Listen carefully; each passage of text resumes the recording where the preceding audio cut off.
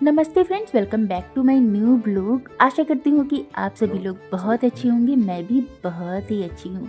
2 साल के बाद मेरे घर में ये खुशियाँ आई है क्योंकि 2 साल से बेटा बर्थडे पर घर ही नहीं आ रहा था। तो बाप बेटे दोनों का ही बर्थडे होता है 23 दिसंबर को, और दोनों लोग साथ में केक कट कर रहे थे ना, तो हमें तो बहुत ज़्यादा खुशी हो रही थी। और इस बार तो दादाजी लोग भी आए हुए थे, तो बहुत ही खुशनुमा सा माहौल था। बर्थडे बहुत अच्छा हुआ। 23 को तो हम गए थे द्वारिकाधीश के दर्शन करने के लिए, तो 24 को हमने ये बर्थडे मनाया क्योंकि छोटा वाला बेटा भी कैंप गया हुआ था और वो रात में ही आया, सुबह के 5 बजे घर आया, इसलिए हमने 24 को बर्थडे मनाया। और केक मैंने घर में खुद ही बनाया है, तो कैसा लग रहा कमेंट करके बताइएगा। बेटी का था 18th बर्थडे और डिनर में मैंने बनाया था पिज़्ज़ा, बर्गर, फ्रेंच फ्राइज़। घर में ही सारी चीज़ें बनाई थी। अगर आपको रेसिपी चाहिए तो कमेंट कीजिएगा, मैं आप लोगों के साथ ज़रूर शेयर करूँगी। अच्छी लगी हो अगर केक का डिज़ाइन तो ज़रूर बताइएगा। ये भी मैंने घर में ही बनाया था। एक था रेड वेलवेट और दूसरा फ्रूट केक बनाया था, लेस क्रीम और लेस मीठा, क्योंकि घर में दादाजी लोग हैं ना, उनको मीठा खाना नहीं है क्योंकि उन्हें डायबिटीज़ है, इसीलिए। तो चलिए, केक कटिंग हो गया, सब कुछ हो गया। और दूसरे दिन मैंने बनाया ये लड्डू। तो चलिए आप लोगों के साथ लड्डू की रेसिपी शेयर कर दी। तो सारी चीज़ें मैंने बाहर निकाल लिया है जो भी मुझे लड्डू के लिए चाहिए। तो इसमें कोई मेजर नहीं लिया है मैंने। जो भी मेरे घर में ड्राई फ्रूट थे ना, उन्हीं से मैं बनाऊंगी। तो जो भी मेरे बच्चों को ज़्यादा पसंद है वो ड्राई फ्रूट मैं ज़्यादा डालूंगी, क्योंकि मेरे बच्चों को किशमिश तो बिल्कुल भी नहीं पसंद है। इसलिए आप लोग देखते होंगे कि मैं अपनी किसी भी रेसिपीज़ में ना किशमिश नहीं डालती हूँ, क्योंकि वो सारी किशमिश फिर मुझे ही खानी पड़ती है। तो गलती से भी मैं इन लड्डुओं में तो किशमिश नहीं डाल सकती हूँ। अगर मुँह में आ गया तो बच्चे मेरे लड्डू तो खाएंगे नहीं, और एक बार अगर किशमिश आ गया ना तो दोबारा वो लड्डू खाने से रहें। तो मैं यहाँ पर किशमिश का यूज नहीं कर रही हूँ। आप चाहो तो किशमिश भी डाल सकते हो। अब चलिए, गैस के ऊपर हमने कढ़ाई रखा और 1 टेबल स्पून देसी घी डाला है, और इसमें हम डालेंगे थोड़ा थोड़ा करके गोंद। इस तरह से जब हम थोड़ा थोड़ा घी में गोंद को फ्राई करते हैं ना, तो घी ज़्यादा नहीं लगता है। वैसे अगर आप एक साथ पूरा घी डाल करके गोंद को फ्राई करोगे तो ये बहुत सारा घी एब्जॉर्ब कर लेती है, इसलिए हम इसको थोड़े थोड़े घी में फ्राई करेंगे। गैस की फ्लेम आपको बिल्कुल लो रखनी है। जैसे ही आप गोंद डालोगे ना, ये बिल्कुल पॉपकॉर्न जैसी फूल जाती है और एकदम क्रिस्पी क्रंची हो जाती है। तो लो फ्लेम पर जब हम इनको भूनते हैं ना, तो ये अंदर तक अच्छे से सिक जाती है, तो बिल्कुल भी कच्ची नहीं रहती है। ये जो गोंद है छोटी वाली है, तो देखिए मैं यहाँ पर छोटी वाली गोंद का यूज कर रही हूँ। अगर आपके पास बड़ी वाली हो तो आप उससे भी लड्डू बना सकते हैं, कोई दिक्कत नहीं होती है फ्रेंड्स, और अच्छा ही होता है। मुझे मार्केट में छोटी वाली मिली थी तो मैं वही लेकर के आ गई हूँ। और यहाँ पर मैं 100 ग्राम गोंद का यूज कर रही हूँ लड्डू बनाने के लिए। थोड़ा थोड़ा करके बैचेज में हम गोंद को फ्राई करते जाएंगे और इस तरह से एक जगह इकट्ठा करते जाएंगे। ये बिल्कुल पॉपकॉर्न जैसी फूल करके तैयार हो जाती है। सर्दियों में गोंद खाना ही चाहिए, ये हेल्थ के लिए भी बहुत अच्छा होता है फ्रेंड्स। जैसे किसी किसी को जोड़ों का दर्द होता है, किसी को कमर में दर्द होता है, वीकनेस होती है, तो ठंडी के दिनों में ना अपना ध्यान तो ज़रूर रखना चाहिए। मैं इतना काम करती हूँ और मुझे बहुत मतलब कि ना, मुझे एथराइटिस है फ्रेंड्स। और देखिए, मैं सुबह से लेकर रात तक काम करते रहती हूँ, और मैं फूड का भी बिजनेस करती हूँ, तो मेरे पास बहुत सारे ऑर्डर्स आते हैं। तो मैं सुबह से लेकर शाम तक किचन में खड़ी ही रहती हूँ, और मैं इतना सारा काम कैसे कर लेती हूँ, मेरे घर वाले सभी लोग यही पूछते रहते हैं, क्योंकि मैं अपना बहुत ध्यान रखती हूँ। देखिए फ्रेंड्स, हम लेडीज़ का क्या है ना, हम अपना ध्यान नहीं रख पाते हैं। सभी का ध्यान रखते हैं लेकिन अपना ध्यान नहीं रख पाते हैं, जो कि हम बहुत गलत करते हैं। क्योंकि अगर हम स्वस्थ रहेंगे तो हमारा पूरा परिवार स्वस्थ रहेगा। इसलिए हमें अपना ध्यान तो रखना ही चाहिए।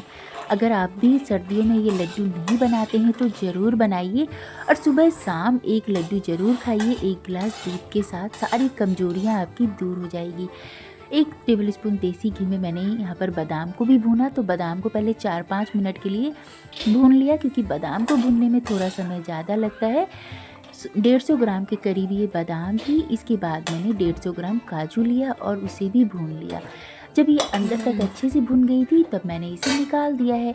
सारे ड्राई फ्रूट को हम लो फ्लेम पर ही भूनेंगे। अब कढ़ाई में घी बचा हुआ था तो मैंने उसमें 200 ग्राम डाला है मखाने, और मखानों को भी लो फ्लेम पर भूनते जाएंगे। तो यहाँ पर मैं साथ के साथ किचन में खाना भी बनाते जा रही हूँ क्योंकि लंच का भी समय हो रहा था और लड्डू भी बनाना था। तो मैं इस तरह से साथ के साथ काम करते जाती हूँ और अपना ये भी करती हूँ। इससे क्या होता है कि मेरे पास समय बच जाता है। और अभी जैसे घर में मेहमान भी आए हुए हैं तो उनके लिए भी अलग अलग चीज़ें बनानी पड़ती है, तो वो सारे काम करने में समय तो लगता ही है, इसीलिए एक साथ ही मैं सारी चीज़ें करते जाती हूँ। और लड्डू बनाने के लिए आपको गैस की फ्लेम बिल्कुल लो रखनी है, लो फ्लेम पर ही भूनना है। साइड में मखाना भून रहा है तब तक मैं यहाँ पर गोंद को हल्का सा क्रश कर लूँगी। इमाम दस्ते में जो होता है ना क्रश करने के लिए, उसी से मैं यहाँ पर क्रश करी हुई। मार्बल वाली तो हल्की सी हैवी है। इस तरह से जब आप क्रश करोगे तो ये बहुत अच्छी लगती है। आप चाहो तो ग्लास से भी इनको क्रश कर सकते हो या फिर मिक्सी में डाल करके ना ऑन ऑफ करके भी पीसेंगे तो ये बहुत अच्छी सी क्रश हो जाती है। हल्का सा दरदरा रहेगा ना तो बहुत टेस्टी लगता है। यहाँ पर अब हम ड्राई फ्रूट को मिक्सी में हल्का दरदरा पीसेंगे तो ऑन ऑफ करके पीसेंगे। और देखिए जो ड्राई फ्रूट है ना हल्की सी दरदरी है बिल्कुल। अगर आप पाउडर बना दोगे तो पता ही नहीं चलेगा कि आपने इसमें ड्राई फ्रूट डाला है, और फिर जब मुंह में खाओगे ना तो बाइट नहीं आती, तो इतना मज़ेदार नहीं लगता है। एक दो जो थोड़े से बड़े बड़े थे तो उनको मैं हल्का सा क्रश कर रही हूँ। अब इसमें हम डालेंगे अपना गोंद जो हमने क्रश करके रखा है। तो बड़े छोटे चंक्स रहते हैं ना तो लड्डू में बड़ा अच्छा स्वाद आता है खाने में। इस तरह से लड्डू बहुत टेस्टी लगते हैं फ्रेंड्स। और ड्राई फ्रूट आपको जो भी ज़्यादा पसंद है आप वो ज़्यादा ऐड कर सकते हैं। मैं यहाँ पर सारी चीज़ें 150 ग्राम के करीब ले रही हूँ, बस मखाने मैंने 200 ग्राम यूज़ किया है। अब मखाने को धीमी आंच पर भूनते भूनते देखिए किस तरह से ये टूट रहे हैं। ये साइन होता है कि मखाना हमारा अंदर तक अच्छे से भून गया है। और जब हम सारी ड्राई फ्रूट को भून करके डालते हैं ना तो लड्डुओं की सेल्फ लाइफ भी बढ़ जाती है। मखाना भून गया तो मैं इसे एक बर्तन में निकाल लूँगी, और जब ये हल्का ठंडा होगा तो इनको भी हल्का दरदरा पीस करके तैयार कर लेंगे और ड्राई फ्रूट वाले मिक्सचर में डालेंगे। अब यहाँ पर मैं बाकी के ड्राई फ्रूट डालूँगी। तो कढ़ाई में मैंने डाला 100 ग्राम खरबूजे का बीज। आपके पास जो भी सीड है ना आप इसमें ऐड कर सकते हैं। और एक छोटा चम्मच मैंने डाल दिया देसी घी। लो फ्लेम पर इसको 2-3 मिनट के लिए भूनेंगे। देखिए जिस चीज़ को भूनने में थोड़ा सा समय ज़्यादा लगता है उसको पहले डालेंगे। इस तरह से जब हम बनाते हैं मतलब चीज़ें तो वो बिल्कुल सभी चीज़ें धीमी धीमी आंच पर अच्छे से सीख जाती है। 1/4 कप मैंने इसमें डाल दिया है सेसमी सीड यानी कि सफ़ेद तिल। ये जो तिल वगैरह होते हैं ना हमारे हेल्थ के लिए बहुत ही अच्छे होते हैं। 1/4 कप मैंने इसमें डाला खसखस। अगर आप बच्चों को खसखस नहीं खिलाते हो तो जरूर खिलाइए, ये ब्रेन के लिए बहुत अच्छा होता है। अच्छा बंगाली लोग जो होते हैं ना खसखस की रोज़ ही चटनी बना करके खाते हैं, तो आप भी अपने घर में अपने डाइट मतलब कि अपने खाने में ना खसखस की चीज़ें यूज ज़रूर कीजिए। अब 200 ग्राम मैंने इसमें डाला है नारियल का बूरा। तो लो फ्लेम पर इनको भूनेंगे साथ। इस तरह से अगर आपके पास नारियल का बूरा नहीं है तो आप चाहो तो इसमें जो सूखा नारियल होता है ना उसे कद्दूकस करके भी यूज़ कर सकते हो। मेरे पास नारियल का बूरा था तो मैंने वही डाल दिया है।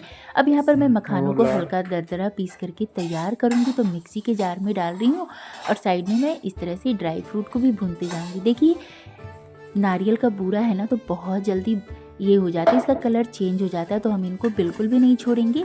हल्की आंच पर धीमी धीमी भूनते रहेंगे। अगर ड्राई फ्रूट जल जाएगा ना तो इनका स्वाद अच्छा नहीं आएगा लड्डू में, तो आपको ये भी ध्यान रखना है।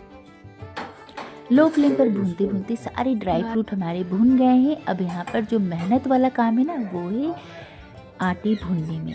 तो चलिए 4 बड़ा चम्मच मैंने यहाँ पर लिया है देसी घी और इसमें डालेंगे 200 ग्राम आटा।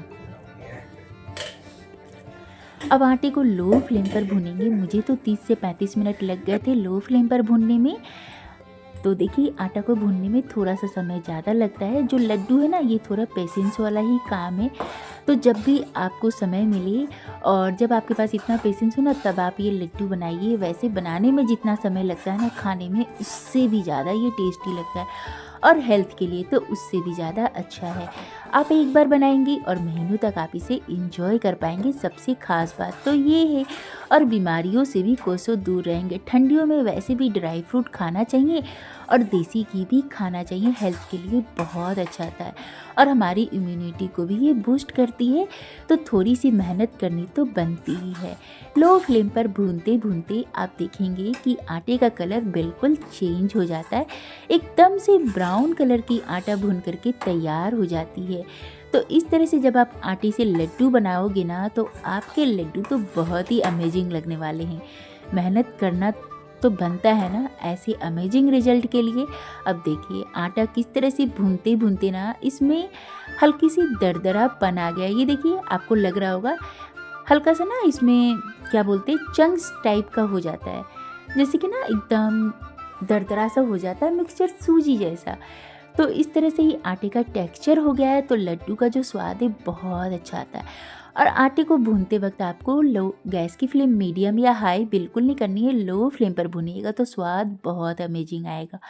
अब आटे को भून करके मैंने ड्राई फ्रूट वाले मिक्सचर में डाला और इसमें डालेंगे 1 टेबल स्पून सौंठ, यानी कि सूखे हुए अदरक का पाउडर, ड्राई जिंजर पाउडर डाला है मैंने इसमें। इससे स्वाद बहुत अच्छा आता है और हेल्थ के लिए भी बहुत अच्छा आता है। आधी छोटी चम्मच मैंने इसमें काली मिर्च डाला है, आप चाहो तो सफ़ेद काली मिर्च का पाउडर भी डाल सकते हैं, इसमें और भी अच्छा टेस्ट आएगा। सभी चीज़ों को करेंगे अच्छे से मिक्स। मिक्सचर अब हल्का सा ठंडा हो गया है, तब हम इसमें डालेंगे मीठे के लिए ना बूरा। तो यहाँ पर मैं पतंजलि का बूरा यूज कर रही हूँ, आप चाहो तो जेगरी पाउडर का भी यूज कर सकते हो। और इसको हम हल्का सा छान करके डालेंगे। देखिए रखे रखे ना इसमें हल्की सी गुठलियाँ हो गई थी, तो इस तरह से जब हम छानते हैं तो इसकी गुठलियाँ भी टूट जाती है और जो भी इसमें थोड़ा बहुत कचरा होगा वो भी निकल जाएगा। तो इस तरह से क्या होगा, जो बड़े बड़े चंक्स आ जाएंगे ना मुंह में जैसे मीठा, तो वो अच्छा नहीं लगता है। इससे बिल्कुल अच्छे से मिक्स हो जाती है और लड्डू बहुत स्वादिष्ट लगते हैं। तो यहाँ पर मैंने 1 कप के करीब डाला है नारियल पतंजलि का बूरा और अच्छे से कर दिया मिक्स। जब अभी जो मिक्सचर हल्का सा ड्राई लग रहा है तो मैं इसमें डालूंगी 1 कप देसी घी को। नहीं तो क्या होगा, जो चीनी है ना अगर आप नारियल लगेगी। और यहाँ पर अब मैंने 1 कप देसी घी को गर्म करके डाला है, क्योंकि जो लड्डू है ना उसमें बाइंडिंग नहीं आ रही थी इसीलिए। तो अच्छे से कर देंगे सभी चीज़ों को मिक्स और गोल गोल लड्डू बना करके तैयार कर लीजिए। हमने इसमें बिल्कुल भी दूध का यूज नहीं किया, तो ये जो लड्डू है इनकी सेल्फ लाइफ ऐसे ही बढ़ जाती है।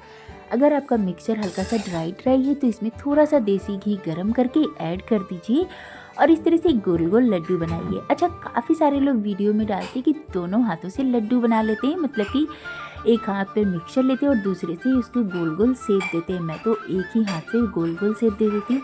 दोनों हाथों से मैं 2-2 लड्डू बना करके तैयार कर लेती हूँ। उस तरह से मैंने बहुत ट्राई किया लड्डू बनाने की, लेकिन मुझसे तो बनती ही नहीं है। तो मुझसे जैसे बनती है मैं वैसे ही बनाती हूँ। ये देखिए दोनों हाथों से मैं 2-2 लड्डू बना लेती हूँ और लड्डू बिल्कुल गोल गोल बन करके तैयार हो रहे हैं। इस तरह से जब आप लड्डू बना करके रोज़ एक सुबह शाम अपने बच्चों को देंगे दूध के साथ ना, तो बीमारियों से भी कोसों दूर रहेंगे और आपके हेल्थ के लिए भी बहुत अच्छा है। जैसे हम लड्डू खाते हैं ना, तो हमारे अंदर देखिए, हम महिलाओं को पता नहीं चलता है कि हमारे अंदर कितनी वीकनेस है।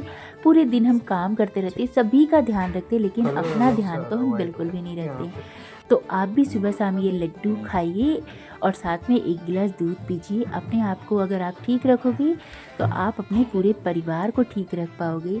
तो अच्छा लगे वीडियो तो लाइक शेयर एंड सब्सक्राइब कर दीजिएगा और अपनी फैमिली और फ्रेंड्स के साथ भी शेयर कर दीजिएगा। तो मिलते हैं अब कल के ब्लॉग में, तब तक के लिए बाय बाय, टेक केयर।